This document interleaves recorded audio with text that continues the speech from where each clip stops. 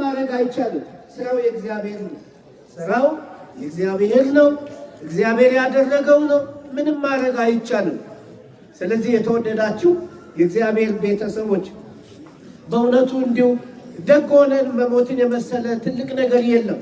ይሄ ልጅ እኮ አሁን ዛሬ የሚያስለቅሰን ደግነቱ፣ ትህትናው፣ ታዛዥነቱ የተማረ ልጅ ነው። የተማረ ልጅ ነው። በዓለማዊ ዲግሪ ያለው ልጅ ነው። በመንፈሳዊ ሁሉን ነገር በእውነት የተማረ ታዛዥ ልጅ ነው። አባቶችን የሚያከብር ነውና ዛሬ ዳግም ላይገናኘን ተለይቷል። ወደ ፈጣሪው ሄዷል።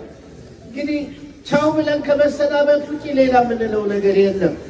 እዚህ ያለንን ሁላችንንም እግዚአብሔር ያቀናናል። እናት አባቱን ትቶ ቤተሰብን ትቶ እዚች ደብረ መንክራት አንጀቱን እጥፍ አድርጎ ወዳጆቹ ዘመዶቹን ትቶ የነበረ ልጅ ነው። እግዚአብሔር እንግዲህ መጽናናቱን ሰጥቶ በክብር እንሸኘዋለን።